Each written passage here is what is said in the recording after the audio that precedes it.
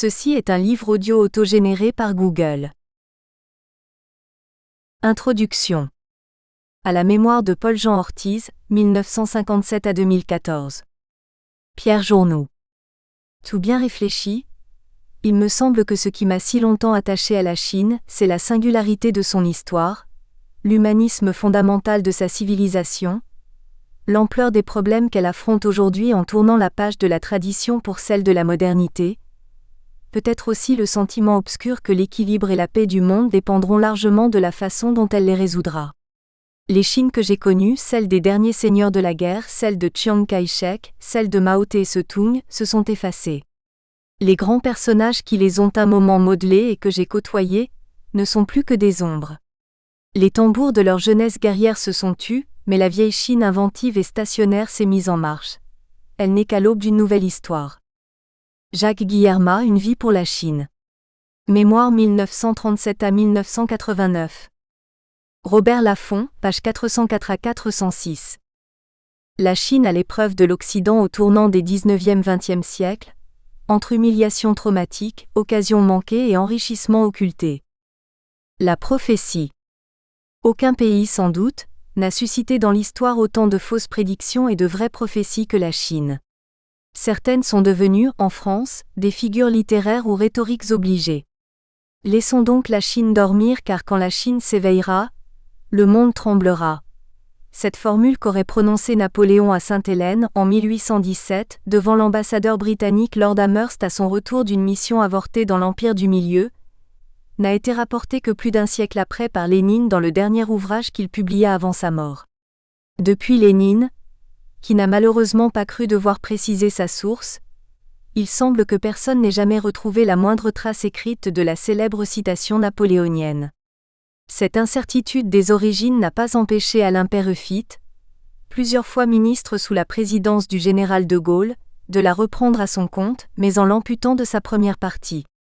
Quand la Chine s'éveillera, le monde tremblera, tel fut le titre d'un ouvrage sur la Chine de Mao Tse-tung publié pour la première fois chez Fayard en 1973 et vendu à plus de 885 000 exemplaires.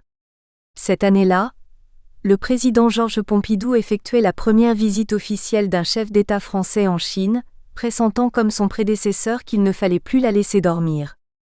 Mais au XIXe siècle, les Britanniques n'ont pas suivi le conseil de l'empereur déchu. Ils profitèrent au contraire du lent déclin dynastique, de la faiblesse criante de l'État impérial, de son incapacité à résoudre des crises multiples, climatiques, agricoles, alimentaires, sanitaires, financières, et à juguler les nombreuses rébellions intérieures, notamment celles des paysans du Sichuan et du Xinjiang, pour forcer l'ouverture de cet immense pays profondément fracturé entre une Chine continentale, de plus en plus repliée sur elle-même, et une Chine maritime tournée vers l'extérieur, à l'origine de L', essor des dynamiques commerçants chinois de l'outre-mer. La mission que Lord Amherst dirigea en 1816, avant d'être reçu à son retour par Napoléon, était la deuxième du genre.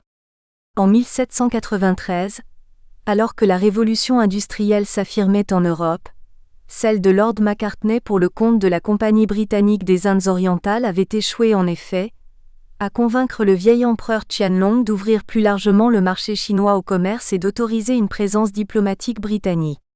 Pourtant source d'un commerce triangulaire aussi lucratif que peu recommandable entre la Grande-Bretagne, l'Inde et la Chine, l'opium mit finalement, si l'on peut dire, le feu aux poudres. Dans le contexte d'une crise de l'autorité impériale doublée d'une crise monétaire, le refus de l'empereur d'accepter l'égalité diplomatique et la poursuite du commerce de l'opium souhaité par les Britanniques, aboutit à l'envoi d'une première expédition de la Royal Navy en 1839. La victoire des canonnières britanniques précipita l'ouverture des concessions étrangères en territoire chinois, à partir des années 1840. La Grande-Bretagne se voyait octroyer l'extraterritorialité, en particulier une juridiction consulaire spéciale réservée aux ressortissants étrangers, une indemnité, l'ouverture de 5 ports au libre commerce, un tarif douanier modéré, l'octroi de la clause de la nation la plus favorisée et la mise en place de relations plus égalitaires. Ainsi, les Britanniques n'auraient plus à se prosterner 9 fois et à s'agenouiller 3 fois devant le Fils du ciel, rite auquel avaient refusé de se plier les premiers envoyés britanniques au tournant des XVIIIe-XIXe siècles. L'humiliation. En signant le traité de Nanking-Nanjing, en août 1842, le premier d'une série de traités inégaux avec la Grande-Bretagne à laquelle s'ajoutèrent bientôt la France, les États-Unis et la Russie, l'empereur, au lieu de renforcer son autorité, contribuait à sa propre déchéance. Cet abaissement fut à l'origine d'immenses soulèvements populaires et de sanglantes répressions. Déclenchée par les Britanniques et les Français, la Seconde Guerre, dite de l'opium alors que ce dernier n'était plus depuis longtemps qu'un sujet de friction parmi d'autres, s'acheva par le traité de Tianjin en 1858, qui aggravait les dispositions de celui de Nankin. 2 ans plus tard, un corps expéditionnaire franco-britannique occupait Pékin. Les 7 et 8 octobre 1860, sur l'ordre de Lord Elgin donné en représailles aux tortures et à la mort d'otages entre les mains des Chinois, les soldats pillèrent et incendièrent le palais d'été de Pékin, le Yuanming Yuan, que la richesse de ses collections d'œuvres d'art et de la bibliothèque faisait alors apparaître comme l'une des grandes merveilles du monde. La perte était irrémédiable, l'humiliation à son comble. Celle-ci culmina lors du débarquement dans la province du Pechili, à l'automne 1900, d'un puissant corps expéditionnaire d'au moins 100 000 hommes composé de contingents militaires européens, russes, américains et japonais, autonomes et farouchement rivaux entre eux. Abrités derrière le concept d'intervention d'humanité, l'ancêtre du devoir d'ingérence, mais évidemment motivé par des desseins plus égoïstes, cette expédition avait pour objectif de mater la révolte des Boxers, membres d'une société secrète vouée à combattre l'influence des Occidentaux, et de contraindre à négocier le gouvernement impérial, venu prêter main forte aux révoltés avant de se retourner contre eux. Il ne fallut à la coalition internationale que quelques mois, pour neutraliser une armée impériale alors en pleine déliquescence. La révolte des Boxers ne fut pas totalement vaine, puisqu'elle semble avoir convaincu les gouvernements étrangers de renoncer à leur projet de nouvelle expansion territoriale. La Chine se vit toutefois imposer des contraintes drastiques. Occupation militaire étrangère jusqu'à la Seconde Guerre mondiale, malgré une réduction des troupes après la signature du traité de paix en septembre 1901, dissolution des sociétés secrètes, destruction de forts, interdiction des importations d'armes, ouverture de nouveaux ports et paiement d'une lourde indemnité qui priva durablement le pays de toute possibilité de financer son industrialisation et sa modernisation. Prophétique, l'officier écrivain Pierre Loti, à l'époque chef d'état-major de l'escadre française d'Extrême-Orient, lançait cet avertissement. Le jour où la Chine, au lieu de ses petits régiments de mercenaires et de bandits, lèverait en masse pour une suprême révolte ces millions de jeunes paysans tels que ceux que je viens de voir, sobres, cruels, maigres et musclés, rompus à tous les exercices physiques et dédaigneux de la mort, quelle terrifiante armée elle aurait là, en mettant aux mains de ces hommes nos moyens modernes de destruction. Et vraiment il semble, quand on y réfléchit, que certains de nos alliés aient été imprudents de semer ici tant de germes de haine et tant de besoins de vengeance. L'ouverture. Aux relations tributaires qui avaient jusqu'alors régi la vie diplomatique chinoise, succédaient des rapports formalisés par des traités d'inspiration européenne. Longtemps fermée et repliée sur elle-même, la Chine était dès lors condamnée à s'ouvrir. Le traité de Nankin avait ouvert la voie au siècle des traités, caractérisé par l'ouverture au commerce de 8 ports devenus bientôt de véritables villes sino-étrangères. Ce n'était pas la première fois que la Chine subissait une domination étrangère. Mais, contrairement à la dynastie Yuan des Mongols, 1279 à 1368, qui avait supprimé la souveraineté chinoise, les Occidentaux se contentèrent de la réduire, la Grande-Bretagne ayant fini par composer et finalement soutenir la dynastie des Qing. Surtout, leur influence culturelle fut décisive pour le destin de la Chine, au point que le grand sinologue John Fairbank considère que les premières décennies du XXe siècle constituent une période de l'histoire mondiale aussi bien que de l'histoire de la Chine. Certaines concessions, à l'instar de Tianjin, Tenzin, sont en effet devenues, dès les années 1870 à 1900, de véritables vitrines de la modernité urbaine chinoise. Acteurs incontournables du gouvernement international, les élites autochtones, en particulier les notables chinois, Shendong, ont participé pleinement à la politique de santé publique qu'ils ont contribué à moderniser, tout comme les soldats chinois se sont acculturés à l'expertise européenne. Parallèlement à des résistances aussi fortes que diverses, les transferts culturels se sont multipliés dans de nombreux domaines. À l'épreuve de la guerre des Boxers, qui a d'ailleurs achevé de consacrer le dragon comme symbole privilégié de la Chine dans la caricature européenne, les puissances coloniales ont appris à composer avec les autorités chinoises, posant ainsi les premiers jalons du réformisme colonial. Elles ont aussi participé à la survie d'un régime sans doute encore souverain, mais profondément affaibli, dans le cadre d'un processus de mondialisation culturelle dont les historiens esquissent les différentes interconnexions. N'est-ce pas aussi à peu près à la même période que la langue chinoise commença à pénétrer la capitale française? Les rendez-vous manqués. Le philosophe Paul Valéry perçut très tôt les implications de cette mondialisation dont la Chine était devenue malgré elle l'un des laboratoires, de cette interdépendance croissante à l'échelle mondiale. Dans un chapitre consacré au rapport entre Occident et Orient, réduisant d'ailleurs ce dernier à la seule Chine, il résumait ainsi en 1931 l'ambivalence des Européens à son égard. La Chine, fort longtemps, nous fut une planète séparée. Nous la peuplions d'un peuple de fantaisie, car il n'est rien de plus naturel que de réduire les autres à ce qu'ils offrent de bizarre à nos regards. Une tête à perruque et à poudre, ou porteuse d'un chapeau haute forme, ne peut concevoir des têtes à longue queue. Nous prêtions pêle-mêle à ce peuple extravagant, de la sagesse et des niaiseries, de la faiblesse et de la durée, une inertie et une industrie prodigieuses, une ignorance mais une adresse, une naïveté mais une subtilité incomparable, une sobriété et des raffinements miraculeux, une infinité de ridicules. On considérait la Chine immense et impuissante, inventive et stationnaire, superstitieuse et athée, atroce et philosophique, patriarcale et corrompue, et déconcertée par cette idée désordonnée que nous en avions, ne sachant où la placer, dans notre système de la civilisation que nous rapportons invinciblement aux Égyptiens, aux Juifs, aux Grecs et aux Romains, ne pouvant ni la ravaler au rang de barbares qu'elle nous réserve à nous-mêmes, ni la hausser à notre point d'apostrophe. Orgueil, nous la mettions dans une autre sphère et dans une autre chronologie, dans la catégorie de ce qui est à la fois réel et incompréhensible, coexistant, mais à l'infini. La Chine continuait de dérouter des Européens alors au fait de leur puissance. Mais les Chinois ne furent-ils pas eux aussi victimes de préjugés féroces? Le manque d'ouverture et de pragmatisme de ses dirigeants et de ses élites devait conduire à une série de rendez-vous manqués, au fil des siècles, avec les Européens. Au tournant des XVIe et XVIIe siècles, le voyage missionnaire en Chine de ce grand passeur culturel que fut le jésuite Matteo Ricci, à une époque où le Vatican rêvait de transformer la Chine en terre chrétienne, avait favorisé une première expansion de la culture occidentale, tout en montrant les limites de son ouverture. En effet, la grande tolérance dont Ricci avait témoigné à l'égard des cultes chinois traditionnels, celui des ancêtres comme celui de l'empereur, fut condamnée par le pape Léon XI qui donna raison à son successeur Nicolas Longobardi, dans le contexte d'un conflit idéologique entre les jésuites et leurs rivaux dominicains et franciscains. L'empereur répliqua en faisant interdire strictement le christianisme.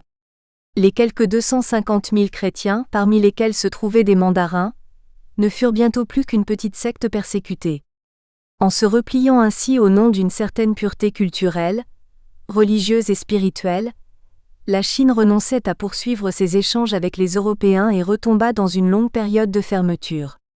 Lorsque la délégation de Lord Macartney parvint à Pékin, plus d'un siècle après, pour tenter de rétablir des liens commerciaux avec la Chine, l'empereur Shendong tua dans l'œuf l'initiative britannique parce que l'envoyé de la reine Victoria avait refusé de se conformer au rituel impérial en mettant 3 genoux à terre devant l'empereur. Cette fois-ci, l'ouverture était refusée au nom de la pureté rituelle.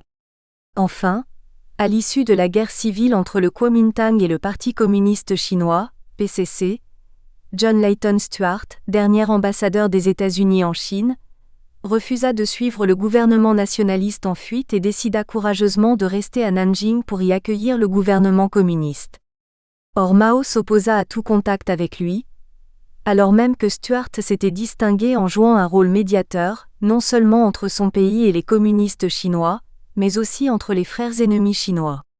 Solidement arrimée au camp soviétique, la Chine populaire refusait ainsi tout contact avec le monde occidental, toute relation triangulaire, au nom cette fois-ci d'une hypothétique pureté idéologique. La revanche. La période de domination limitée des Occidentaux ne s'acheva que lorsque les États-Unis et la Grande-Bretagne renoncèrent officiellement au bénéfice de l'extraterritorialité, pendant la Seconde Guerre mondiale commencée, faut-il le rappeler, par l'offensive nippone sur Pékin puis sur Nankin à l'été 1937. Mais l'impérialisme étranger inauguré par les guerres de l'opium allait durablement marquer le destin de la Chine et la mémoire collective de ses élites dirigeantes. Les interactions économiques et culturelles gommées, il ne restait plus que le souvenir diffus de l'humiliation imposée par les Occidentaux, et la volonté de se donner les moyens de n'en souffrir jamais plus, manifeste encore aujourd'hui à travers la relecture unilatérale d'un passé réduit par ses analystes officiels à sa face sombre, celle d'une diplomatie honteuse et humiliante de l'ancienne Chine face à l'arrogance occidentale. Si la longue histoire des incompréhensions, des échecs et des opportunités manquées ne saurait résumer la richesse des relations entre la Chine et l'Occident, la connaissance de cette face sombre et de son instrumentalisation actuelle est cependant indispensable pour comprendre la volonté de revanche symbolique nourrie par les dirigeants chinois depuis Mao, surtout dans le domaine politico-stratégique que privilégie ce livre. Au terme d'une lente agonie du régime impérial, prolongée à dessein par les Occidentaux, et après une éphémère parenthèse républicaine, puis une longue et meurtrière guerre civile un moment atténuée par les nécessités de la guerre contre le Japon, le chef du PCC, Mao Tse-dong, finit par s'emparer du mandat du ciel en 1949. Comme les empereurs jadis, il développa un puissant culte de la personnalité. Ses choix politico-militaires pour rétablir la puissance et l'unité chinoise, mais aussi pour assurer ou rétablir son pouvoir personnel, quel qu'en fût le prix, provoquèrent des convulsions si profondes en Chine que les Chinois, 40 ans après sa mort, sont encore loin d'avoir dissipé les fantômes de Mao et du maoïsme. À l'heure où les publications occidentales se multiplient aujourd'hui pour démontrer que Mao était pire que Staline et même pire que Hitler, que plus de 55 millions de morts peuvent être imputables, directement ou indirectement, à l'exercice de son pouvoir sans partage, faut-il rappeler le pouvoir de séduction que Mao et le maoïsme exercèrent aussi en France et en Europe dans les années 1960 à 1970, non seulement auprès de jeunes militants des extrême gauche, mais aussi d'une bonne partie des élites politiques de droite comme de gauche? Entre fantasmes naïfs et légitimes critiques, un rapide bilan politico-stratégique du maoïsme s'impose comme de son héritage dans la politique de ses successeurs. L'affirmation d'une stratégie de puissance pendant et après la guerre froide. Continuité et rupture entre Mao et ses successeurs. Le fondateur. Aussitôt après sa proclamation, la République populaire de Chine (RPC) fut reconnue par l'URSS, suivie par les pays du bloc soviétique, la Birmanie, décembre 1949, l'Inde et le Pakistan, la Norvège et le Royaume-Uni, janvier 1950, mais non par les États-Unis qui accordèrent leur soutien à Taïwan, ni par la France qui se battait alors en Indochine contre l'armée populaire du Vietnam APV, à laquelle la Chine apportait un soutien croissant et décisif. Véritable quête d'indépendance, de puissance et de reconnaissance, et en cela saluée par les analystes chinois d'aujourd'hui comme une rupture bienvenue avec la diplomatie honteuse de l'ancienne Chine, la politique étrangère et de défense poursuivie par Mao Tse-dong se caractérisait, malgré les soubresauts du régime et ses dramatiques échecs économiques, par des lignes de force qui n'ont pas été fondamentalement remises en cause depuis lors. Dans le domaine stratégique, elle s'est tout d'abord acharnée à poursuivre la reconstitution du domaine impérial, à défendre les périphéries et les frontières de la Chine, notamment face aux États-Unis et leurs alliés dans les péninsules coréennes et indo-chinoises ou face à l'Inde. Elle s'est traduite, malgré l'impact interne et extérieur de la rupture avec l'URSS au début des années 1960, par l'acquisition précoce de l'arme nucléaire, révélée par le premier essai des une bombe atomique de 20 nœuds le 16 octobre 1964, et par un effort de modernisation de sa flotte de guerre, surtout sous-marine, inaugurée dès les années 1960, dont la rapidité surprenait déjà les rares observateurs français. Sur la scène diplomatique, la Chine maoïste sut démontrer sa capacité à peser dans son environnement régional comme un acteur indépendant et responsable, notamment à l'occasion de plusieurs conférences multilatérales, celle de Genève qui en juillet 1954 solda provisoirement la guerre d'Indochine, celle de Bandohang en avril 1955, qui devait consacrer, avec les principes de la coexistence pacifique, l'éveil du tiers-monde. Plus tard, dans les années 1960 et malgré les ravages intérieurs de la révolution culturelle, la diplomatie chinoise a pratiqué une politique sélective et plus pragmatique à l'égard des pays de l'Europe de l'Est, en fonction de leur degré de soumission au joug soviétique. Elle n'a pas hésité, par exemple, à entretenir des relations étroites avec la Roumanie et plus encore avec l'Albanie.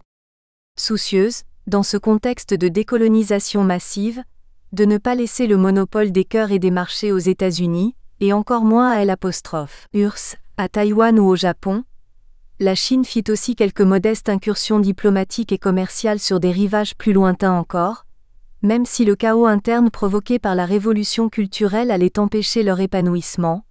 En Asie, en Afrique et en Europe où Zhou Enlai effectua une vaste tournée fin 1963 début 1964, mais aussi au Moyen-Orient, en Amérique latine, en Océanie.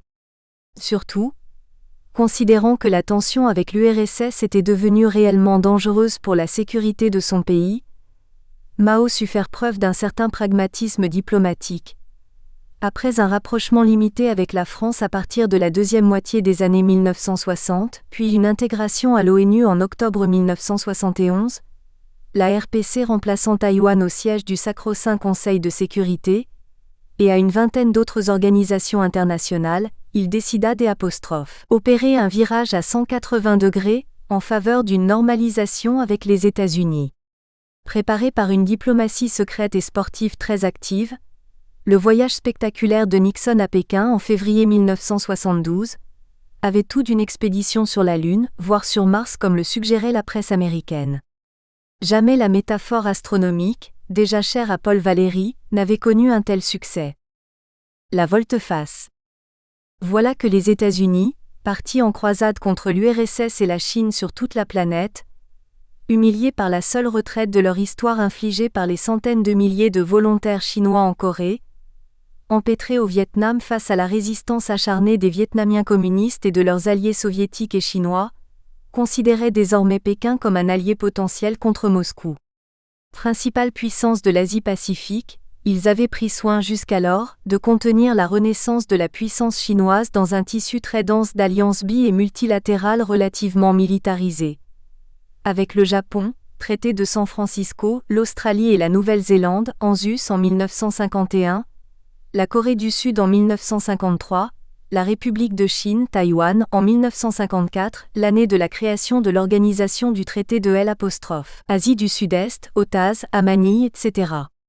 Cette stratégie, motivée par la crainte de l'exportation de la guerre révolutionnaire telle que Mao l'avait effectivement prônée et soutenue, en Asie du Sud-Est dans les années 1950 à 60 et jusque dans les milieux intellectuels d'Europe dans les années 1968, nourrissait à son tour le syndrome chinois de l'encerclement. C'est à un tel cercle vicieux que Nixon et Kissinger, désireux comme Mao de donner un cadre à la rivalité sino-américaine naissante, voulurent s'attaquer pour renforcer la profondeur stratégique de leur pays face à l'URSS. Les Américains prenaient conscience que la Chine pouvait devenir une rivale sérieuse, dont il fallait accompagner l'ascension à défaut de pouvoir l'empêcher, tandis que la Chine avait intérêt à rechercher un partenariat susceptible de l'élever au rang de rival de la superpuissance états-unienne. Ce rapprochement impliquait une concession importante de la part de Washington.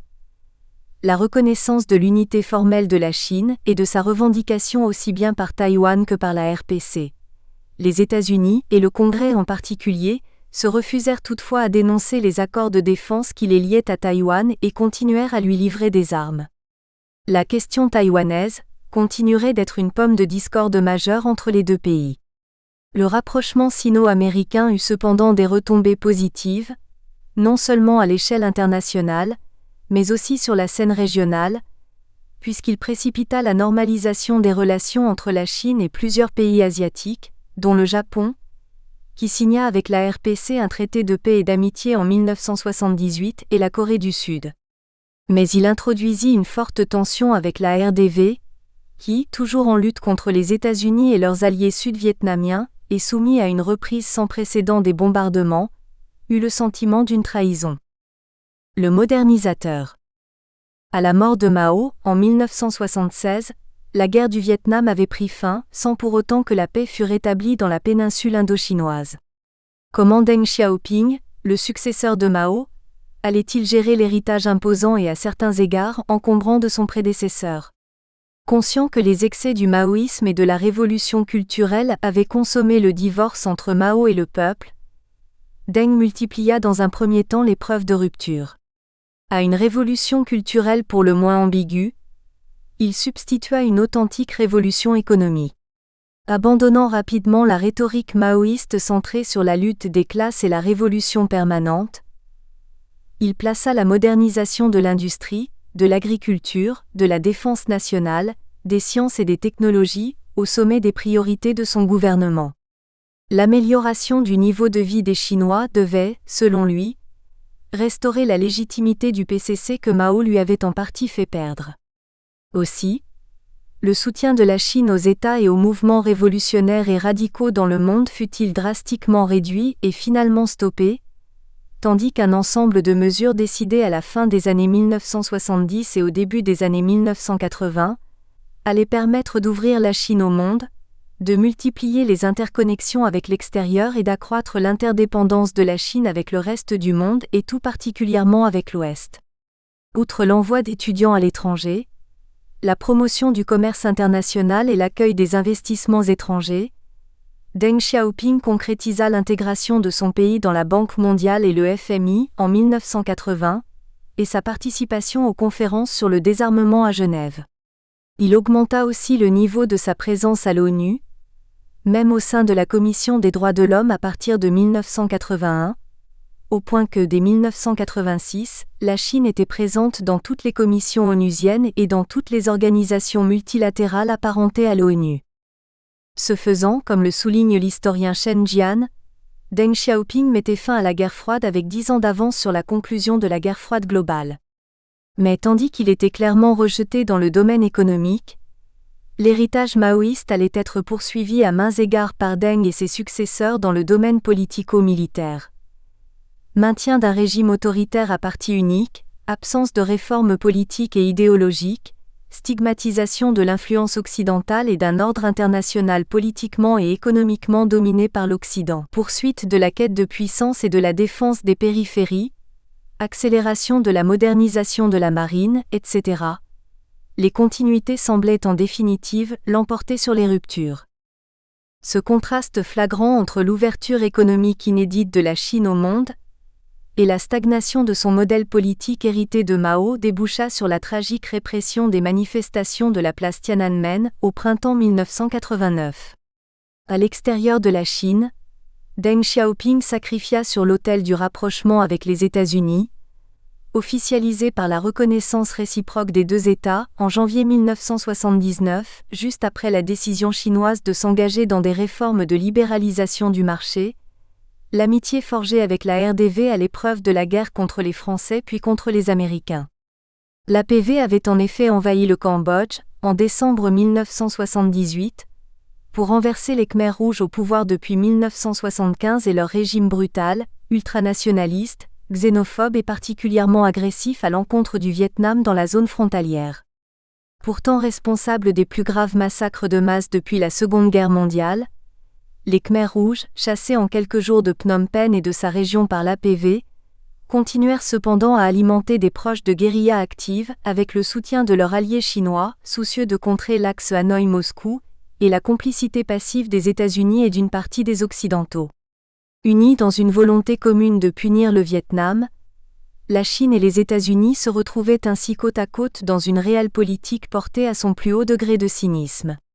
Aussi la Chine lança-t-elle à son tour une expédition punitive contre le Vietnam en février-mars 1979, qui se retourna en partie contre elle à cause de l'ampleur des pertes que la redoutable armée vietnamienne parvint à infliger à la sienne, non sans en subir d'équivalentes. Colonne vertébrale du régime et protectrice du PCC, érigée en modèle pour le reste de la société, l'armée avait pâti de l'accent mis par Mao et Lin Biao sur l'éducation politique et de l'égalitarisme au détriment du professionnalisme et de la technologie militaire. Absorbée par ses activités politiques, Son efficacité au combat avait gravement décru depuis la fin des années 1950. Son incapacité à contraindre les Vietnamiens de se retirer du Cambodge, en 1979 et pendant une décennie, et donc à atteindre ses objectifs stratégiques dans la Troisième Guerre d'Indochine, fut à l'origine de la prise de conscience de Deng Xiaoping de la nécessité de donner une forte et rapide impulsion à sa modernisation. Moins de 10 ans après le semi-échec de son armée de terre au Nord-Vietnam, sa marine infligeait un important revers aux Vietnamiens dans l'archipel des Spratleys, où elle s'empara par la force de plusieurs éléments contestés aujourd'hui plus que jamais, pour soulager le front cambodgien et envoyer un signal de fermeté sur les questions frontalières avant la visite de Mikhail Gorbatchev à Pékin programmée l'année suivante. Mais, de l'effondrement de l'URSS qui survint quelques années après, les dirigeants chinois tirèrent la leçon que le développement économique devait rester prioritaire sur le renforcement des capacités militaires, même si la facilité de la victoire militaire de la coalition entraînée par les États-Unis dans la guerre du Golfe contre l'Irak, en 1990 à 1991, déclencha un deuxième électrochoc en faveur d'une nouvelle étape de la modernisation militaire. La synthèse. Une nouvelle phase de l'histoire politico-stratégique de la Chine s'est ouverte, en 2012, avec l'arrivée au pouvoir de Xi Jinping, que l'on présente parfois comme une synthèse productive entre Mao Tse-dong et Deng Xiaoping. Sans doute, les excès de la politique maoïste, jugée trop idéologique et contre-productive dans certaines de ses initiatives en Asie du Sud-Est, sont-ils ouvertement dénoncés, depuis quelques années, dans la littérature académique chinoise consacrée à la diplomatie et aux questions militaires chinoises, au nom d'un nécessaire équilibre à trouver entre intérêts nationaux et humanité. On admet désormais publiquement les déviations et les erreurs du passé, que l'on impute aux tendances gauchistes attribuées à la rupture sino-soviétique et à la surestimation du danger de guerre dont Mao est jugé responsable. On regrette que ce dernier ait engagé la Chine dans de longues guerres, en Corée et en Indochine, qu'il ait soutenu aussi activement des mouvements de libération en Afrique, comme en Angola, ainsi que des mouvements communistes en Asie du Sud-Est, au prix d'une longue aliénation des relations avec d'autres pays. On se félicite de voir se développer désormais une diplomatie moins confrontationnelle et moins victimaire, mais plus assurée et plus responsable, plus professionnelle et plus sophistiquée, plus constructive dans certaines crises régionales ou internationales, conforme en somme au statut de puissance globale recherché par la Chine.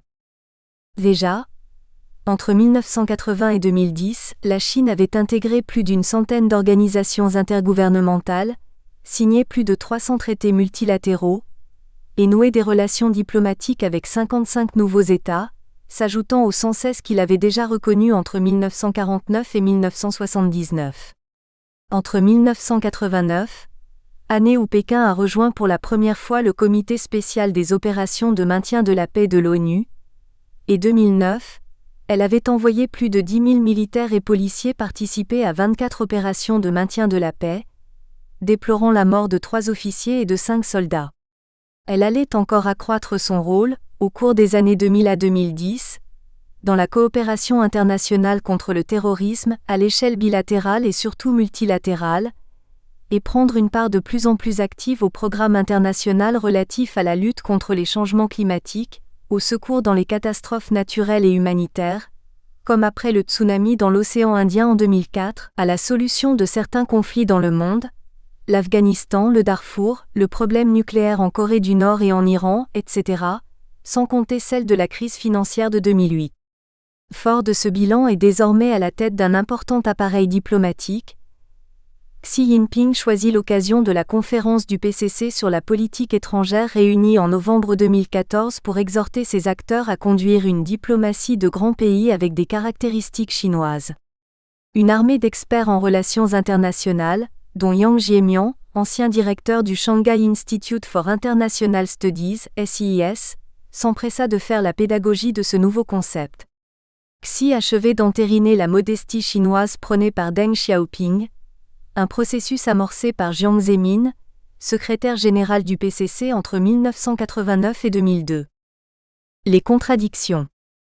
Le volontarisme diplomatique et militaire de Xi Jinping sur la scène régionale et internationale, sa détermination à lutter contre la corruption, au risque d'aggraver les mécontentements des technocrates dépossédés d'une part de leur influence ainsi que les frustrations des élites qui avaient très largement bénéficié de la formidable croissance chinoise, trahit une claire rupture avec la posture volontairement effacée que Deng Xiaoping avait adoptée pour supprimer toute entrave au décollage économique de son pays.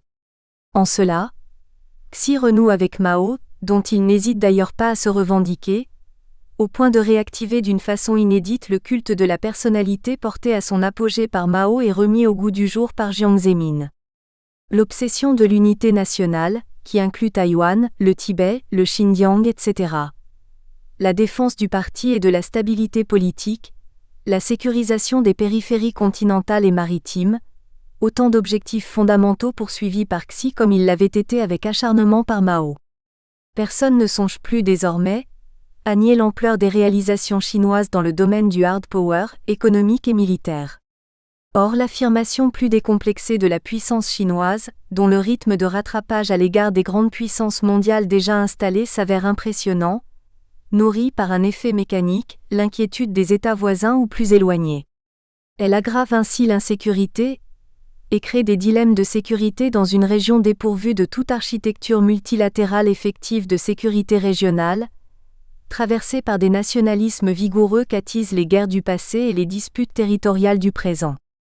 Elle s'expose ainsi aux mêmes contradictions dont souffrait déjà la politique de Mao.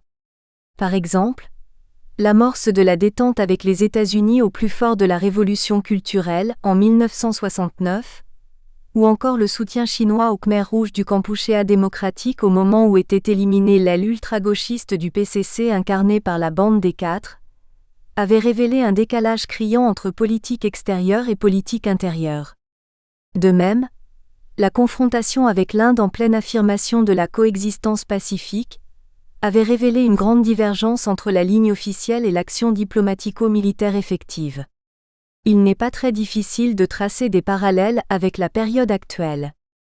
Le contraste ne cesse en effet d'interpeller entre, d'une part, les proclamations rassurantes sur le caractère pacifique et responsable de la puissance chinoise, la volonté de bâtir un monde harmonieux et plus équilibré au nom des valeurs chinoises, de l'autre, la poursuite d'un réarmement massif, servi désormais par le deuxième budget militaire du monde, la modernisation rapide de l'outils militaires et surtout, la menace désormais assez régulière de son usage dans certaines crises régionales, notamment en mer de Chine méridionale où la Chine a entrepris de militariser l'archipel des Paracels et de certains éléments dont elle s'est emparée dans celui des Spratleys. Sans doute, ces contradictions reflètent-elles le poids des divergences internes. Les intellectuels et les experts chinois proches du PCC sont en effet divisés sur le sens à donner à la puissance chinoise recouvrée. Face au succès croissant de la théorie de la menace chinoise, les intégrationnistes libéraux exhortent à un plus grand respect des normes internationales par la Chine, à la primauté du développement économique et des réformes, au retour à une diplomatie de bon voisinage et au rejet de l'usage de la force et d'une politique de défi de l'hégémonie américaine, pour éviter les échecs allemands et japonais pendant la Seconde Guerre mondiale. Mais le poids de cette école du profil bas, favorable à un retour à la politique de Deng Xiaoping, reste difficile à évaluer face aux nationalistes assertifs, qui semblent néanmoins les plus influents aujourd'hui.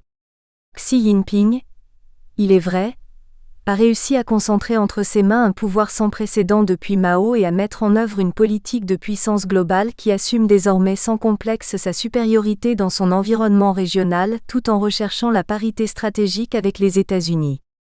La Chine et les États-Unis se renvoient volontiers la responsabilité des tensions récurrentes dans la région. La politique du pivot ou du rééquilibrage, affirmée par l'administration Obama depuis le début des années 2010, en partie pour répondre au regain d'assertivité de la Chine dans son environnement maritime, justifie au contraire ce dernier pour Pékin. Si les deux partenaires ont besoin l'un de l'autre, notamment sur le plan économique et financier, et dans des coopérations plus stratégiques comme la lutte contre le terrorisme, le dialogue entre Washington et Pékin, alourdi par 3 décennies de guerre froide et de malentendus, demeure difficile et les contentieux ne manquent pas. Certains sinologues français avertis avaient déjà écrit il y a quelques années leur conviction que la posture rassurante des années 2000, l'ascension pacifique, alors caractérisée par un fort développement du soft power, un rôle actif dans les enceintes multilatérales et l'adoption d'une stratégie indirecte à l'égard des États-Unis, n'était une tactique pour apaiser les critiques étrangères et masquer le but réel. Faire de la Chine, en une génération, la plus grande puissance mondiale. Le masque de cette grande duplicité, comme l'a qualifié Jean-Pierre Cabestan, est-il levé ? Faut-il craindre la résurgence de fortes tensions, notamment avec les États-Unis qui entendent bien demeurer une puissance d'Asie-Pacifique, comme avec certains États asiatiques partis aux différends maritimes avec Pékin et soutenus par Washington ? D'autres analystes soulignent pourtant l'incertitude des objectifs chinois. L'engagement de la Chine reste prudent, modulé, comme le reflet d'une stratégie qui se cherche encore et fait l'objet de perpétuels ajustements, la nécessité souvent l'emportant sur l'ambition. Dans le premier chapitre de cet ouvrage, Shi Yinong va jusqu'à mettre en doute l'idée répandue que les dirigeants eux-mêmes auraient une idée parfaitement claire de la stratégie à mettre en œuvre, et de la façon d'utiliser une puissance aussi rapidement acquise. Il souligne non sans audace que la Chine, superpuissance fragile dont l'idéologie, les principes et la politique sont obsolètes, souffre d'une absence de grande stratégie et donc d'un manque de consensus interne. Quelle est la part de sincérité et de propagande, de réalité et de fantasme ? Stratégie, puissance et influence. La Chine au défi, la recherche aussi. La puissance. Sans doute l'un des plus vieux objets de l'analyse des relations internationales, même s'il a perdu son caractère privilégié depuis quelques décennies, le concept de puissance se trouve au cœur des rapports de force, de l'ordre ou du désordre international. Il renvoie à la capacité d'un État ou d'une unité politique, selon la définition qu'en donne Raymond Aron, d'imposer sa volonté aux autres unités. Une capacité de concilier et d'imposer, de détruire et de reconstruire, de structurer l'environnement international.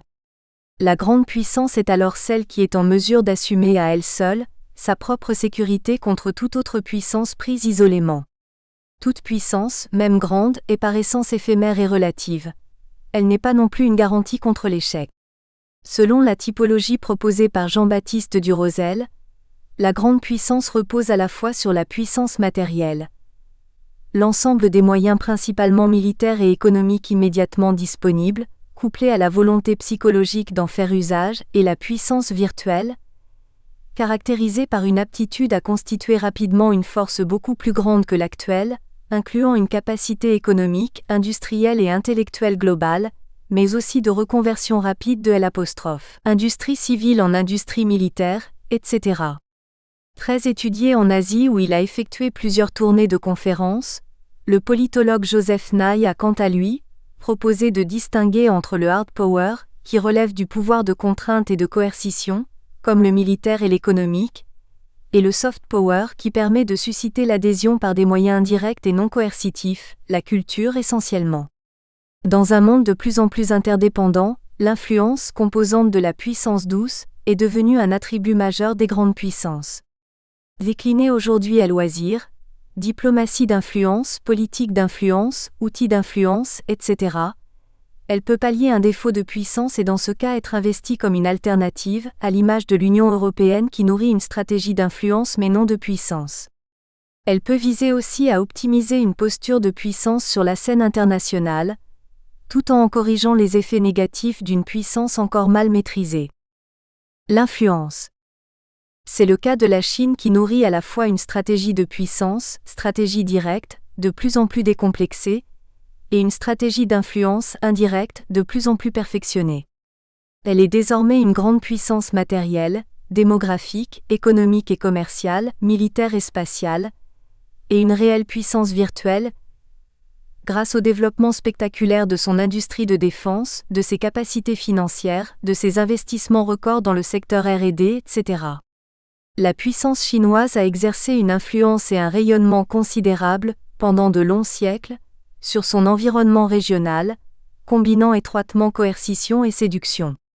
Ses troubles internes et l'expansion coloniale des Européens au XIXe siècle lui ont fait perdre cette capacité d'influence. Fin observateur de la scène européenne, Paul Valéry s'étonnait, au début des années 1930, de l'ampleur de l'écart entre l'immense puissance intellectuelle et scientifique de la Chine et la faiblesse de sa puissance matérielle. Rien par exemple, ne nous est plus malaisé à concevoir que la limitation dans les volontés de l'esprit, et que la modération dans l'usage de la puissance matérielle. Comment peut-on inventer la boussole, se demande l'Européen, sans pousser la curiosité et continuer son attention jusqu'à la science du magnétisme? Et comment, l'ayant inventée, peut-on ne pas songer à conduire au loin une flotte qui aille reconnaître et maîtriser les contrées au-delà des mers? Les mêmes qui inventent la poudre, ne s'avancent pas dans la chimie et ne se font point de canon, ils la dissipent en artifice et en vain amusement de la nuit. La boussole, la poudre, l'imprimerie ont changé l'allure du monde. Les Chinois, qui les ont trouvés, ne s'aperçurent donc pas qu'ils tenaient les moyens de troubler indéfiniment le repos de la Terre. Aujourd'hui, à l'évidence, la Chine a retrouvé les moyens de troubler indéfiniment le repos de la Terre, et elle tient à le faire savoir, comme en témoigne le spectaculaire défilé militaire du 3 septembre 2015 rappelé par Hugues Tertrais dans sa préface. Elle continue de fasciner et d'inquiéter tout à la fois. Elle continue à nous interpeller sur elle-même mais aussi sur nous-mêmes. En se développant, elle donne à voir ses propres contradictions internes, avec la libéralisation des forces du marché auquel Xi a assigné un rôle décisif en même temps qu'il revenait à une rhétorique maoïste de pureté idéologique en lui empruntant ses vieux outils politiques de rectification. Les contradictions ne sont pas moins visibles à l'extérieur, on l'a vu, car le niveau d'insécurité qu'elle entretient en mer de Chine méridionale, du fait de ses présentations territoriales maximalistes et de la recrudescence de ses activités maritimes et navales, invalide au moins en partie sa politique de bon voisinage, tout autant que sa posture stratégique volontiers rassurante, fondée sur la promotion d'une culture stratégique présentée comme pacifiste par essence, soucieuse des apostrophes, harmonie et respectueuse des souverainetés nationales. La Chine est de plus en plus perçue dans son propre environnement comme une puissance expansionniste et même comme une menace à long terme dans plusieurs pays asiatiques, tels que le Japon, l'Inde, le Vietnam, voire les Philippines. Mais aujourd'hui comme hier, les Chinois sont aussi et peut-être surtout le miroir de nos propres contradictions. Celles des États-Unis et de leurs alliés par exemple, qui ont aggravé le chaos en Irak là où ils voulaient instaurer la démocratie, celles de la France en Libye, etc. Ils ne se privent pas de nous les rappeler, quand nous pointons les leurs avec un peu trop d'assurance. La reconnaissance. En officialisant la reconnaissance de la RPC en 1964, un geste spectaculaire dans le contexte de guerre froide et de diabolisation de la RPC qui prévalait alors, De Gaulle avait souhaité atténuer les contradictions occidentales sur la scène internationale et le déséquilibre des puissances en Asie. Il n'avait pas hésité à prendre le contre-pied exact du président Johnson et de Napoléon. Au lieu d'exhorter ses interlocuteurs, les États-Unis ayant remplacé la Grande-Bretagne dans le rôle de la première puissance mondiale décidée à contenir le péril jaune et en l'occurrence chinois et communiste, à laisser dormir la Chine, il leur avait au contraire recommandé de favoriser son intégration pas à pas sur la scène régionale et internationale. Conscient du fonctionnement inégal d'un monde post-westphalien dominé par les États-Unis et l'URSS, tout particulièrement à l'heure d'une guerre froide susceptible de dégénérer en conflit armé, voire nucléaire, De Gaulle cherchait déjà à conjurer la revanche des humiliés. Il était impossible, répétait-il inlassablement, de ne pas intégrer la Chine dans le concert des nations, impossible de rétablir durablement la paix, alors mise à rude épreuve par la brutalité du conflit américano-vietnamien dans la péninsule indo-chinoise sans le concours de la Chine. Bien plus que d'hypothétiques profits économiques, encore que la nécessité de surveiller les activités chinoises en Afrique ne lui fût pas étrangère, la décision gaullienne de reconnaître la Chine, malgré le consensus qui prévalait alors entre alliés occidentaux, tenait à son souci de la stabilité du monde et de la paix, et à l'importance qu'il attachait à l'interdépendance entre les continents. Plus tard, il exhorta Nixon à amorcer un rapprochement avec la Chine, cette très grosse bête aux ressources immenses, qui travaille et fait des progrès certains dans l'industrie, la technique, dans le domaine nucléaire.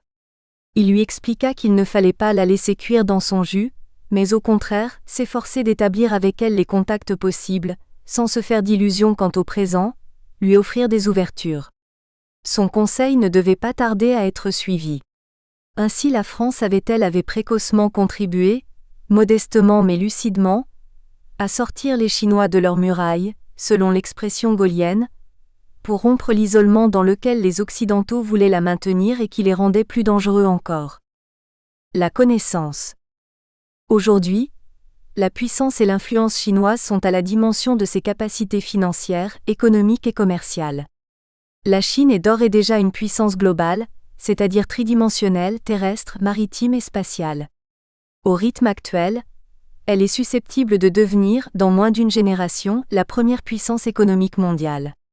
Pas un continent n'échappe désormais à sa présence et à son influence. Le champ des études sur la Chine est vaste, et la littérature déjà considérable, mais les interrogations et les angles morts demeurent nombreux.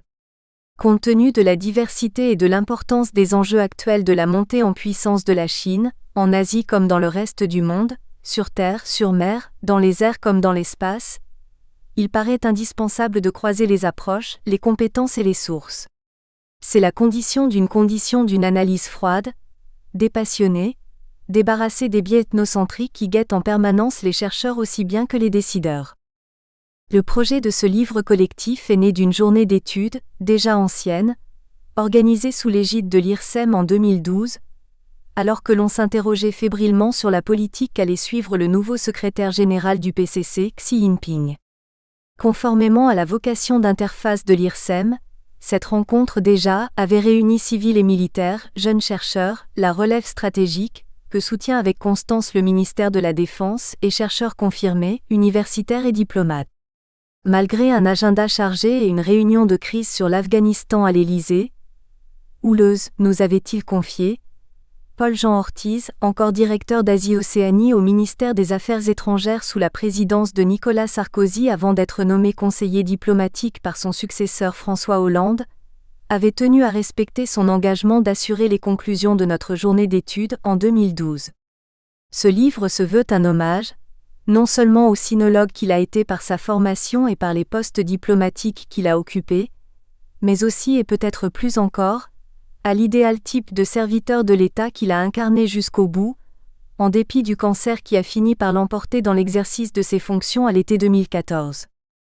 Enrichi de nouvelles contributions et actualisé, jusqu'en 2015 à 2016, dans un esprit de décloisonnement auquel Paul-Jean Ortiz était lui aussi très sensible, le présent ouvrage rassemble les contributions de politistes et d'historiens, d'universitaires et de diplomates, de sinologues et d'internationalistes, de Français et de Chinois, trop peu nombreux hélas.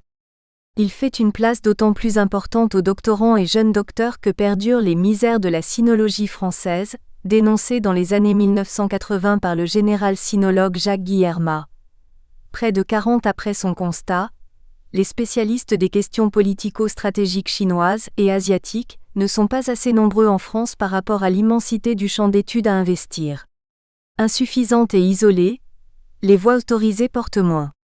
Expert souvent visionnaire mais trop peu écouté, Guillermat avait pronostiqué avant beaucoup d'autres l'issue de la guerre civile chinoise et recommandé en vain de négocier avec le Viet Minh avant que les Chinois n'arrivent sur la frontière avec le Tonkin. La suite est connue. Il faut aussi de bons connaisseurs des réalités politiques intérieures, capables d'analyser les interactions entre l'intérieur et l'extérieur, surtout sur des dossiers aussi sensibles que les conflits territoriaux. Au lendemain du verdict particulièrement défavorable à la RPC que la Cour permanente d'arbitrage de La Haye a rendu en juillet 2016 sur le différend en mer de Chine méridionale soumis par les Philippines, certains collègues chinois se sont inquiétés, par exemple, des conséquences d'une attitude trop ferme des Occidentaux et de leurs partenaires asiatiques les plus proches sur cet épineux dossier. Ils craignaient le retour en Chine d'une mentalité de guerre froide et de la xénophobie anti-occidentale, voire une possible remise en question de l'ouverture de leur pays. Les réactions occidentales ont été plus compréhensives mais dans nos analyses, il faut garder ces craintes à l'esprit, tenir compte de leurs motivations profondes. Pour expliquer la difficulté de la Chine à reconnaître ses frontières, François Joyaux rappelait que la Chine n'avait eu de cesse d'obtenir la révision de celle que les puissances coloniales dans la seconde moitié du XIXe siècle dans des traités jugés inégaux et illégaux. Il est essentiel de comprendre que pour la Chine contemporaine, la dignité de son statut international passait par leur remise en cause, celle des traités. Cela ne signifie pas, bien évidemment, que la RPC cherchait à revenir à un statu quo ante qui désormais eût été utopique.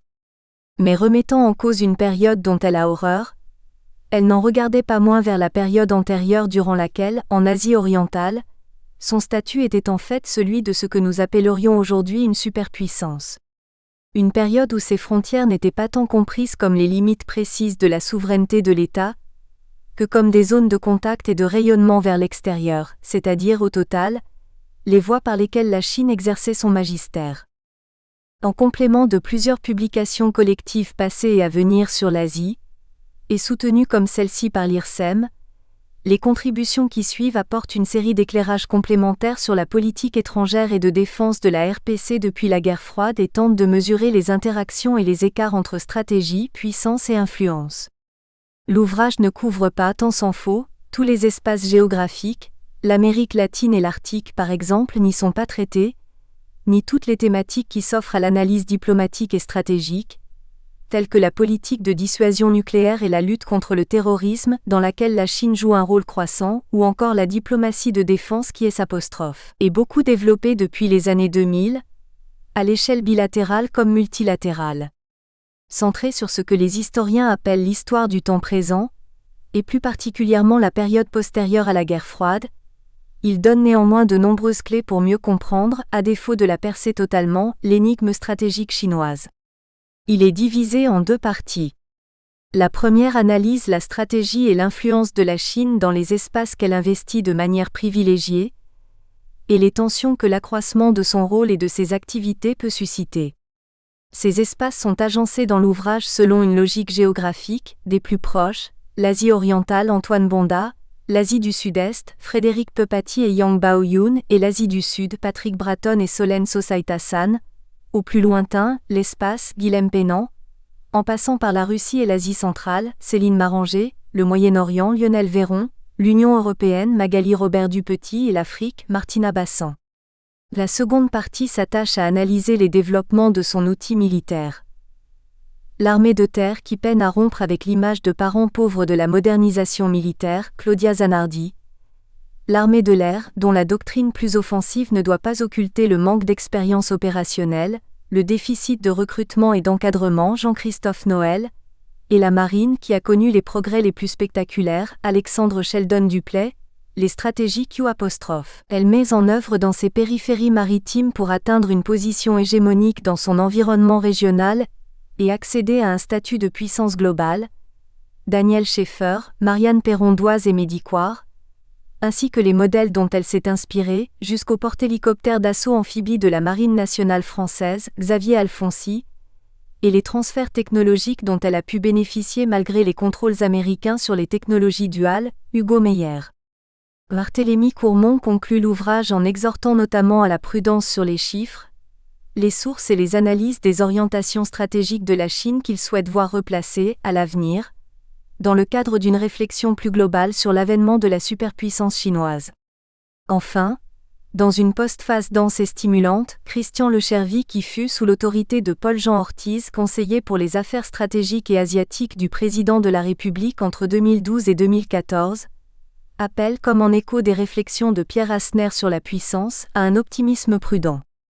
Il ne faut surtout pas croire que l'avancée stratégique d'une puissance émergente, fût-elle nucléaire, ne peut être conduite qu'au détriment des puissances déjà installées. La Chine doit se montrer force de proposition diplomatique sans laisser penser qu'elle veut recentrer le monde sur elle-même et ses seuls intérêts. Une manœuvre difficile quand on a été l'empire du milieu, et que l'on mène une politique financée par des moyens exponentiels, dans une grande obscurité budgétaire et avec des armées ayant encore bien peu d'interaction avec leurs homologues.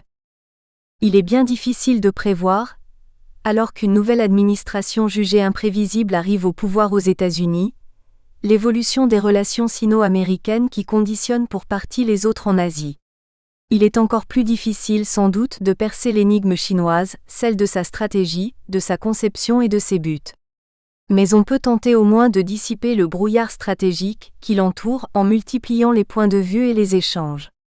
Quand François Mitterrand, secrétaire du Parti socialiste et candidat à la présidence de la République, s'est rendu en Chine à l'invitation de Deng Xiaoping, en février 1981, un journaliste lui a demandé ce qu'il pensait de la traduction en chinois de la phonétique de son nom, Mi de langue, une énigme particulièrement claire. Il a répondu : « Je ne suis une énigme que pour ceux qui ne m'ont pas lu.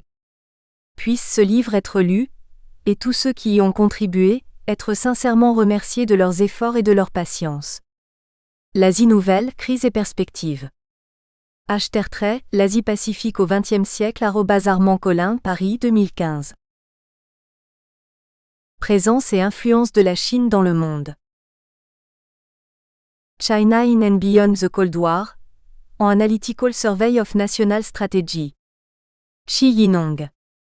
The Grand Strategic Heritage of Deng Xiaoping, Keeping a Low Profile, 1979-89.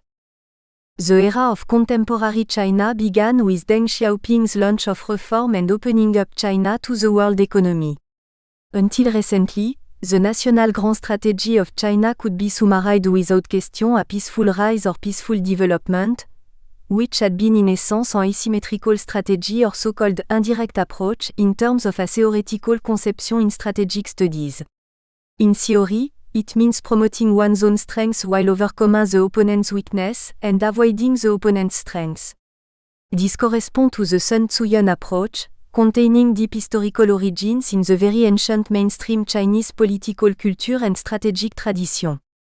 On the other hand, regarding the arms build-up and military modernization effort of contemporary China, the strategic form has been essentially a symmetrical one or so-called direct approach, which means retaliate in kind, frontal attack against opponent's stronghold, and fighting pitched battle.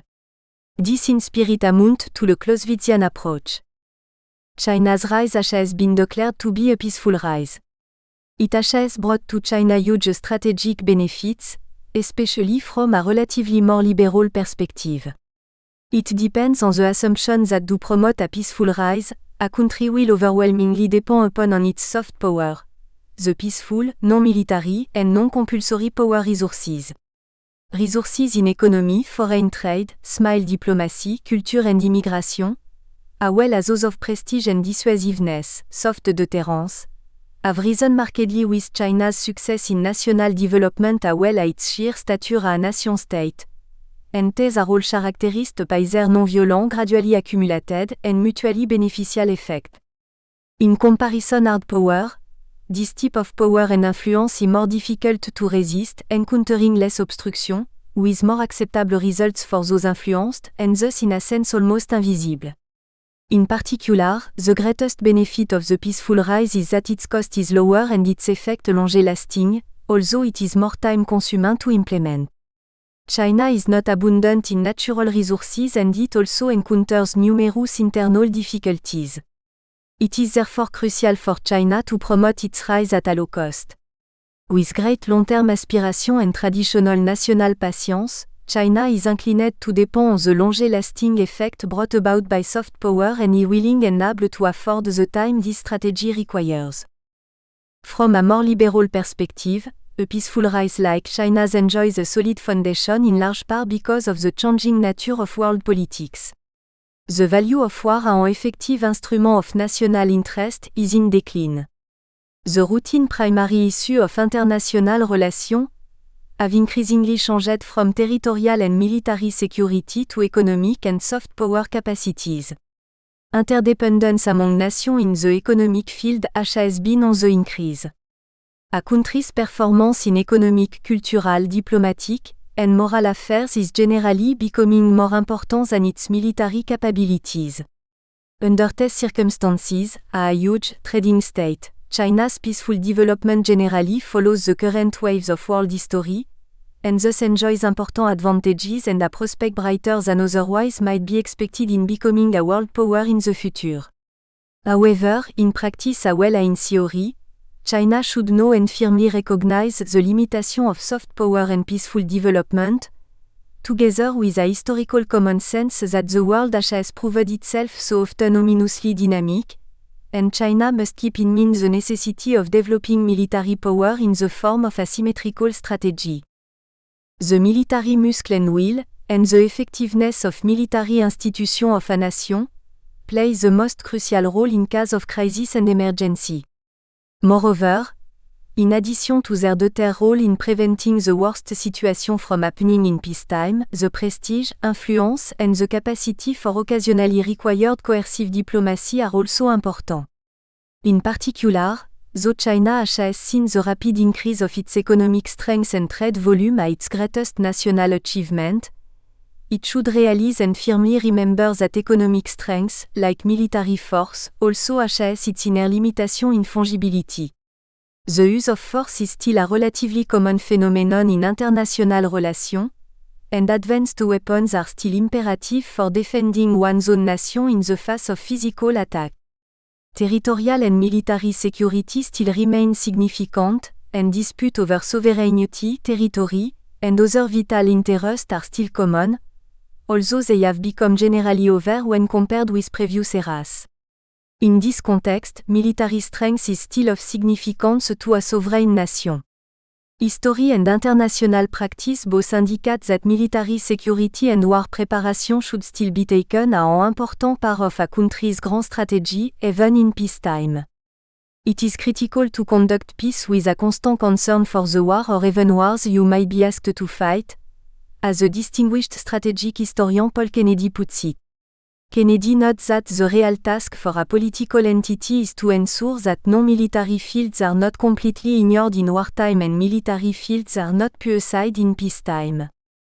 The era of strategic opportunity and peaceful rise, grand strategy in the post-Cold War era, 1989 à 2008.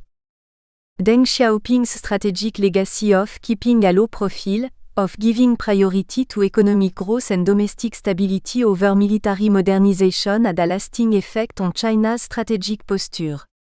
The determined launch of the military build-up and military modernization in contemporary China came long after the country's reform and opening up. There is a historical precedent for this. In the early decade of the Han Dynasty, the monarchs had to adopt a quite passive posture in statecraft, including defense by diplomacy. They shifted the country's focus overwhelmingly to agriculture and economic recovery at an exceptionally difficult time, a time when the whole country faced extreme destitution and poverty. Similarly, Deng Xiaoping, the chief architect of China's reform and opening, decided to focus the country's political, spiritual, and material resources on promoting reform to bring order out of chaos and boost the national economy. China's military build-up and modernization was terribly placed in a marginal or delayed position. The military must keep patience, Deng Xiaoping said at a Central Military Commission meeting on June 4, 1985, meaning that military modernization should come after national economic modernization. In the eyes of Deng, a great Chinese statesman with both pragmatic approach and great aspiration, the modernization of the country's military was only possible after the country was well grounded economically. Such a grand strategy under Deng's leadership is an example of an overwhelmingly asymmetrical strategy. Deng's original intention was that the military would have to keep patience only momentarily. Just as China's economic development achieved enormous progress in the years since the initiation of Deng's reform and opening, so the turn to military modernization and build-up became possible in the 1990s. However, two things in that decade also caused China to look to military modernization. The first was the overwhelming and surprisingly rapid victory of the US in the First Gulf War and the role of its high-tech weapon systems, which caused a great psychological shock to China's leader and its military. The second was the thesis of the Republic of China in Taiwan, that was publicly made in 1995 by Lee Teng-hui, the independence prôné Taiwan leader, which was seen as a provocative attempt for Taiwanese independence.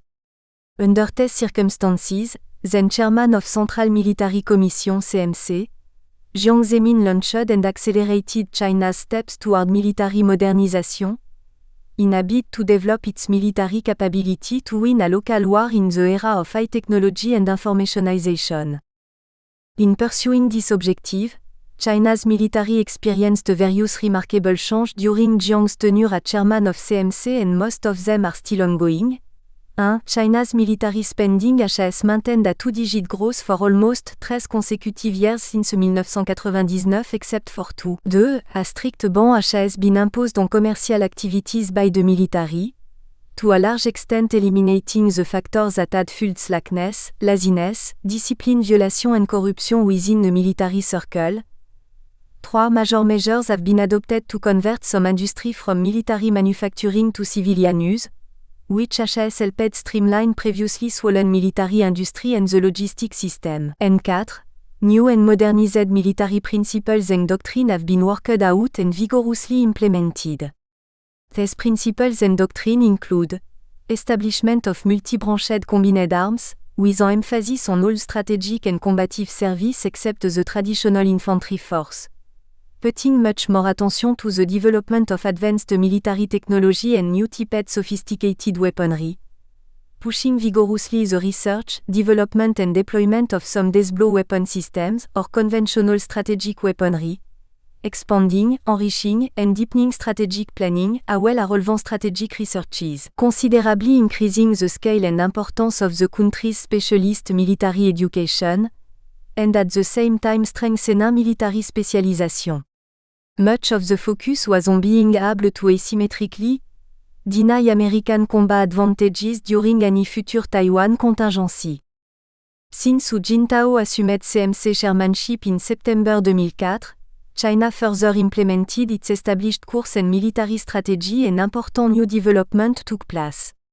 At the 17th National Congress of the Chinese Communist Party held in 2007, Hu Jintao declared that China would raise the capabilities of its armed force to deal with multiple security threats and fulfill diversified military tasks for resolutely safeguarding national sovereignty, security, and territorial integrity while contributing to the maintenance of world peace.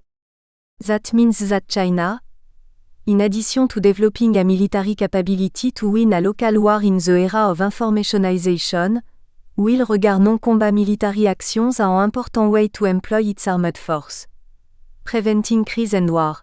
Promoting the scientific planning and execution of the build-up of its non-combat military capabilities. Improving the ability to maintain its security in maritime areas, outer space and electromagnetic space. Anti-terror domestic stability. Emergency relief and international peacekeeping mission. Participating in international security cooperation. Conducting various military exchange. And promoting the formation of mutual military trust mechanisms. Integrating the elements or dimension of the military, political, and diplomatic, combining domestic and international security as well as traditional and non-traditional security. China's course of action and policies of military strategy have never been enriched to such a degree as today to accommodate ongoing change at home and abroad. The agony of a WOLDBEUNBALANCED superpower. DRASTICALLY increasing complication and the vacuum of grand strategy, 2008. China launched its current leadership at the 18th Party Congress held in November 2012. China's leader headed by Xi Jinping, who now has concentrated all decisive power in China in his own hands, will need to shape Chinese foreign policy in a very different context to that of their predecessor. Today's China look like a huge nation-state with dramatically increased economic, financial, and military strength touching on the second most powerful status in the world in some key areas of national power, and under a more centralized domestic power structure of political leadership. A country that still has huge, multiple, and complex challenge at home, but is now more concerned with external affairs and clout upon outside world because of internal economic imperative, more intensive desire for geopolitical strategic rights and national glory as a major power, vigorously increased popular nationalism and triumphalism, and much more militant and ambitious armed force.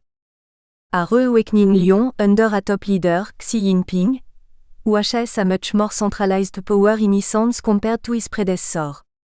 Xi Jinping believes in the resurgence of China's national greatness. He proves his hardliner posture toward China's rivals, big and small.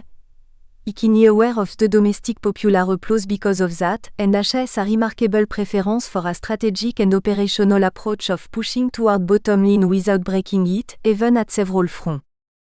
A great power at its rather dramatic process of substantial transformation of foreign policy, making many things different from the previous discourse and practice in a rather short time span, therefore rendering itself and others underprepared, somewhat confused, and increasing chance of miscalculation. The China-US competition for influence in East Asia, which focuses on China's immediate periphery with closely related maritime areas, has evolved rapidly. Contrary to the picture of the game a few years ago, now China's diplomatic influence and effectiveness has shrunk, while the United States has won many advantages on the diplomatic strategic front.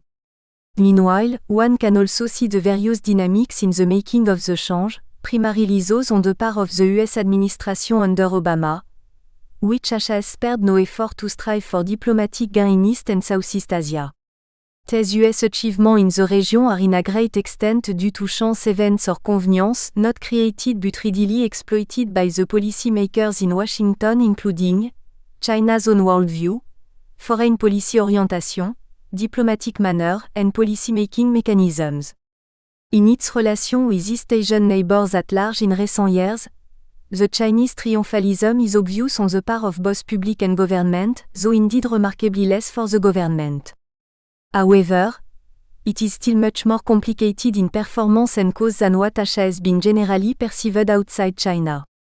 For the cause of this complex triumphalism in behavior toward East Asian neighbors in the recent years, the most important one should be found in G2, the Chinese version, a really untraditional conception in the contemporary Chinese foreign policy orientation. There has been also a nationalistic dynamic in Chinese decision-making in regard to relations with its East Asian neighbors. To the rising popular nationalism reinforced by much less regularized mass media and bureaucratic in coordination with relatively weaker control in China, no one denies that the Chinese leader and government under them have been restrained, interfered with, and occasionally even disabled sometime at various foreign policy issues. However, one should be careful not to overestimate the influence exerted by nationalism. When popular nationalism on a particular issue is quite prominent and strongly constantly displayed in mass media, this state of affairs is just an effect of confusion, hesitation, or temporary lack of sufficient attention on the part of the top leader. The general situation about the bureaucratic in coordination and interference is similar, though the structural factors such as increasing complexities of an increasingly expanding government machine, and that of foreign policy challenge are also important. All the analyses on these dynamics indicate one essential point: the vital importance of the political leadership, their vision, aspiration, willpower, and political strategic skills. Political leadership is still decisive despite the increasing role of domestic popular nationalism, bureaucratic politics, and the more widespread and complicated challenge in external environment. The Chinese leader should learn certain things from their US counterpart, who have won the current major round of competition in East Asia. Mainly in its external relationships in the East Asia and the Pacific, China's foreign policy message delivered since the 18th Party Congress held in November 2012 were characterized by self-contradiction, at least until recently. There have been two opposite sets of messages by words and deeds delivered by China under Xi's leadership. The first set, which has received more attention from other powers, and is probably the most important.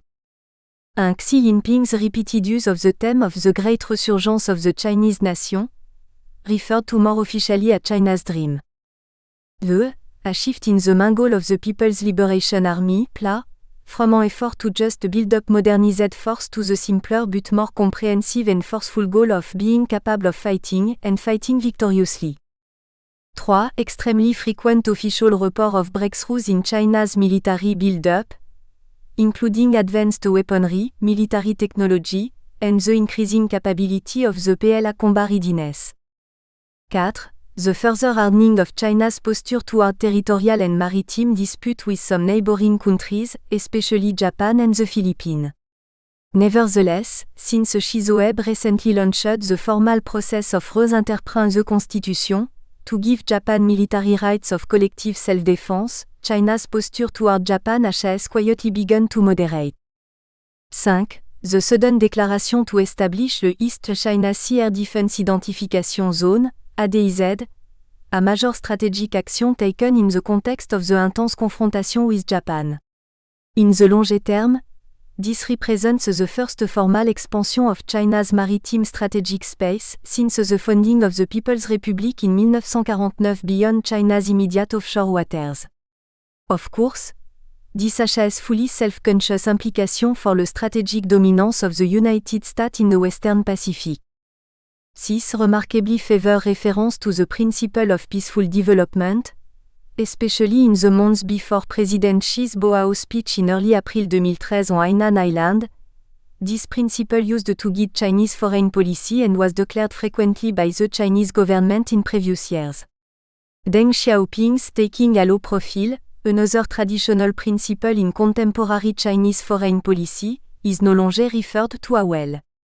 On the other hand, one can also and must refer to another set of developments since the 18th Party Congress, especially since the early summer of 2013.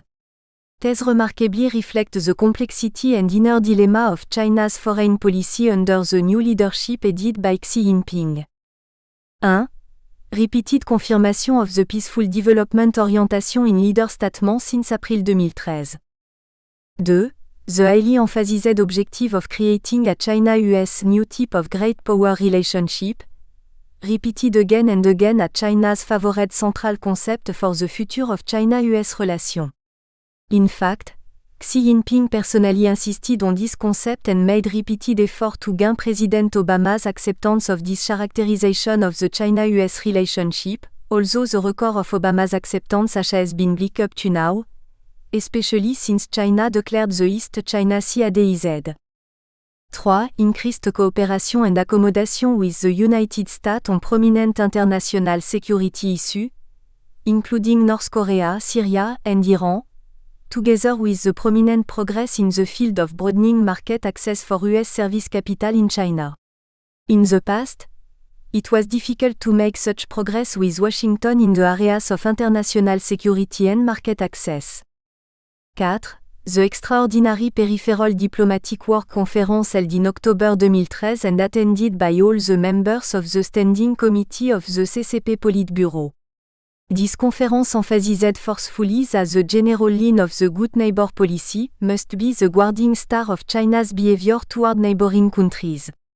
Unfortunately, the strong impression it made at the time had been diluted because of both the intensifying confrontation with Japan after Prime Minister Abe's visit to the Yasukuni Shrine, and then the Beijing APEC summit held in November 2014, which resulted in the new China-Japan Four Consensus on November 7, 2014. This is indeed a major and hopeful development aimed at mitigating the China-Japan confrontation, and making the Xi-Abe 25-minute summit 3 days later possible. 5. Remarkable moderation of China's act in general in the recent past over South China Sea dispute until the sudden outbreak of the China-Vietnam confrontation about the establishment of a Chinese oil rig in the offshore waters of Paracel Islands. This included an increased effort to improve China's relation with ASEAN and its member states, including Vietnam, a primary rival of China in the dispute. This is despite the rumors that China might soon declare the establishment of a South China Sea ADIZ. Based on the above major development, one is able to make a general note on the future of Chinese foreign policy. The prospects of China's foreign policy are still uncertain, conditioned by various domestic and international elements that will continue to be dynamic and often mutually contradictory. A significant illustration of this uncertainty is China's changed posture over the Ukraine crisis. Before Russia's annexation of Crimea, China appealed again and again to the principles of non-intervention, peaceful settlement of international disputes through diplomatic dialogue and negotiation, and respect of state sovereignty and territorial integration during the crisis, despite the strategic importance of relations with Russia as a major strategic partner of China, as well as the almost intimate personal relationship with President Putin developed by Xi himself. However, just because of that strategic importance, and also because of the severe strategic tension with the United States since the declaration of East China Sea ADIZ, China's public appeal to the above principles has decreased in frequency and ardor in the context of Russia's continued effort to separate Ukraine's eastern part from that country. Moreover, Beijing was beginning to give huge amount of financial assistance to Russia in the disguise of commercial payment to help it withstand the economic difficulties largely brought about by the impact of the US-EU sanctions. The new stage, declared by both President Xi and President Putin, of the China-Russia strategic partnership is quite dramatic and far-reaching. Conclusion: A rising China is a PERPLEXING China. Is the era of strategic opportunities ending for China? How to conduct the peaceful development in a much changed domestic and international environment? What kind of a power should China become? How to shape the national consensus? How to make China stronger and popular in the world? A rising China is a perplexing China.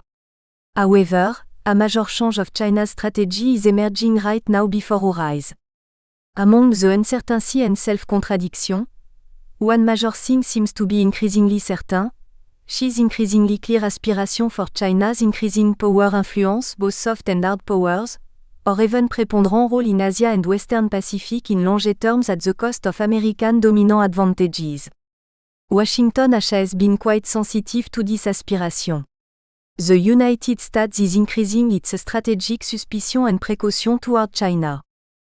Whether Xi's beloved project of Eurasia Silk Road and Maritime Silk Road in the nature of strategic economy, or his statement on Asian affairs should be led by Asians ourselves issued at the Conference on Interaction and Confidence Building Measures in Asia, CICA, held in Shanghai in May 2014, or China's advocacy and leading role in Asian Infrastructure Investment Bank established in October of the same year with its headquarters in Beijing, or China's suggestion of creating an enormous Asia-Pacific Free Trade Zone, FTAP, a tentative and ambiguous one issued shortly before the opening of Beijing APEC Summit and obviously somewhat competitive with the US-sponsored Trans-Pacific Partnership, TPP, which has been already in intensive negotiation process since 2011, are all indications in the same direction even together with substantial completion of FTA negotiation with ROC and Australia, and with the very vigorous push in the recent years of the various projects to export China's high-speed railway to numerous regions and areas outside. About this major aspiration for the Chinese power influence at the cost of that of the United States, self-contradiction has only been mainly in the hardliner aspect of Beijing's peripheral diplomacy referred once and again above though was somewhat mitigated most recently, which has feared a large part of China's Asian neighbors and been convenient for Washington's effort to shape and consolidate some strategic united front to check China in the region. The vigorous and almost sudden push for China's strategic economy, as mentioned above, is strategically significant. Even more so if one takes into account the two major security agreements most recently reached with Japan and the United States respectively, the Four Consensus with Tokyo, and the military agreement with Washington for preventing clashes between each other's warships at sea and military aircraft in the air. Increasing China's power influence in Asia and the Western Pacific at the cost of American preponderance in the region is an increasingly clear major objective of China's foreign policy under Xi Jinping, whether it is in the short, middle, or long terms. More broadly speaking, there are two categories of major policy instruments to serve this objective: strategic military and strategic economy. It has been tough to define until China's 18th Party Congress. Xi Jinping used primarily strategic military in its broad sense, engaging quite intensively in strategic military rivalry and competition with the US, in severe confrontation against Japan, in quite assertive and hardliner approach towards the South China and East China Seas dispute, accompanied by intensive military and paramilitary activities. Assessing their double effect, one can easily find that they strengthen China's hard power, extended its strategic presence, but damaged China's international soft power, further complicated its peripheral diplomatic strategic situation, while remarkably increasing the risk of conflict. Therefore, some strategic review has probably led to a major decision of strategic transformation in the nature of decisively favoring strategic economy. If one considers the remarkable logical connection and inner integration of all the above-mentioned major development, one could even say that China's grand strategy in its foreign relations is just emerging at this stage, given the number of foreign policy self-contradiction and vicissitude in recent years. It is very likely that from now on, China will focus on strategic economy in its foreign policy for a substantial period of time in the future, based on its enormous economic and financial strength and a broader diplomacy in the region and globally. In a sense, China's strategic rivalry against the US with its associates in Asia and the Western Pacific will probably become less hot but more profound and widespread. It is just this prospect that will make the broad regional geopolitical competition more complicated for all concerned, and more difficult to deal with for the United States, whose strategic worry and distrust toward China under Xi would probably become more profound and even holistic rather than substantive. Nous espérons que vous avez apprécié cet aperçu. Pour continuer à écouter ce livre audio sur Google Play Livres, utilisez le lien dans la description de la vidéo.